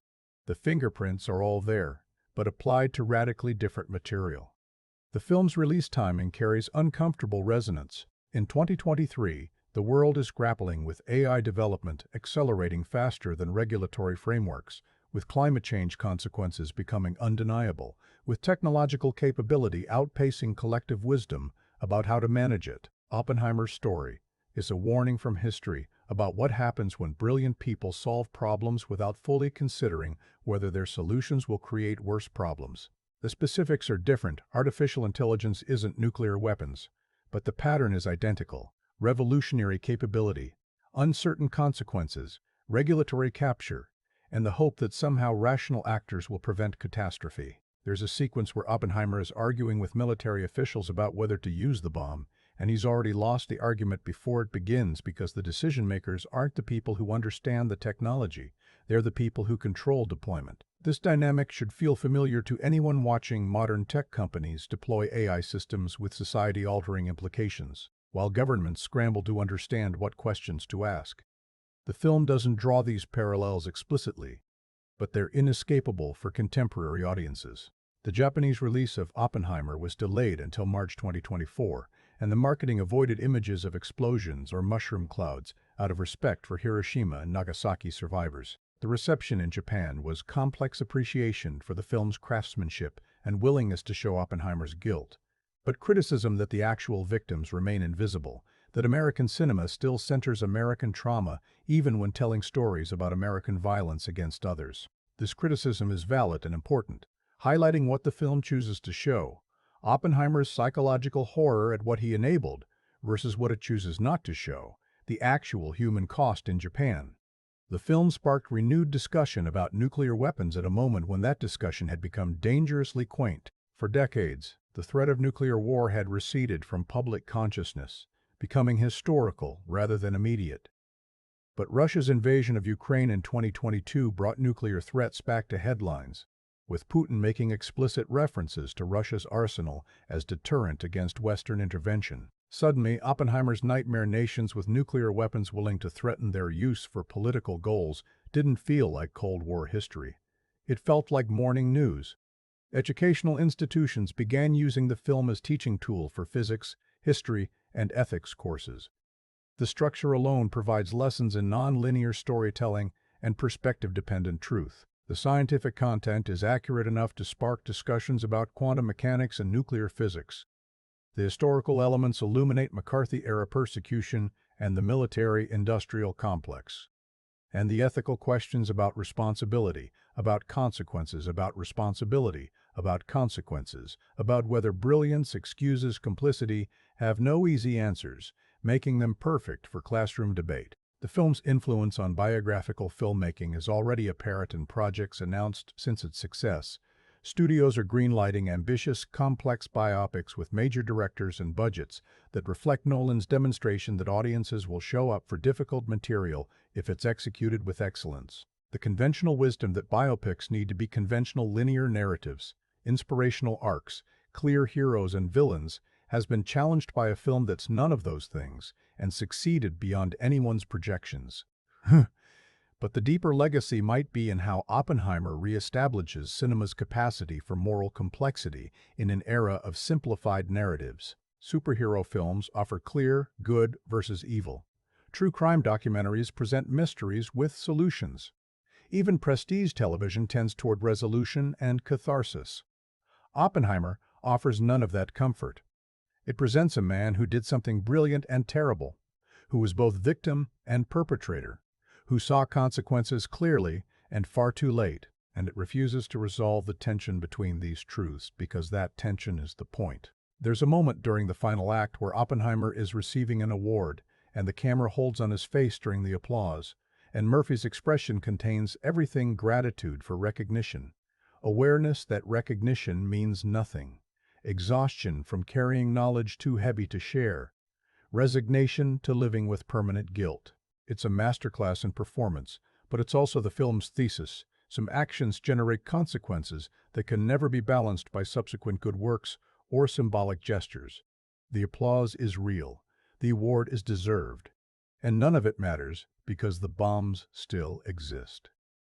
The film's ending, with its vision of global devastation, operates as both warning and inevitability. We haven't destroyed ourselves yet, but the capability remains. Every day that passes without nuclear war is another day we've gotten lucky, not another day we've solved the problem. Oppenheimer gave us the power to end ourselves, and his tragedy is that he understood this truth while being powerless to prevent it. Our tragedy is that we've had 80 years to dismantle the weapons or develop systems to ensure they're never used, and we've done neither. What Oppenheimer achieves that most historical films don't is making the past feel urgently present. This isn't costume drama or heritage cinema where we visit history as tourists. It's a film arguing that we're still living inside the consequences of decisions made in 1945, that the Trinity test didn't, and it's still happening. The chain reaction still spreading, the question of whether we'll destroy ourselves still unanswered. Every frame asks, "What would you have done?" And the honest answer for most of us is probably the same things these brilliant, flawed people did. In Nolan's filmography, this stands as his most mature, most humane, and most formally daring work. It's the film where his strengths, structural innovation, practical filmmaking, intellectual ambition fully align with emotional and moral depth. The detachment that sometimes made earlier films feel cold here becomes analytical clarity, examining complicated history without imposing false judgment. The result is a masterpiece that will age well precisely because its questions remain unanswered and its warnings unheeded. Decades from now, if we're still here to watch films, Oppenheimer will remain relevant because its central question transcends its specific historical moment. What do we do with knowledge we can't unmake and power we can't fully control? Every generation will have its own version of this dilemma: nuclear weapons, genetic engineering,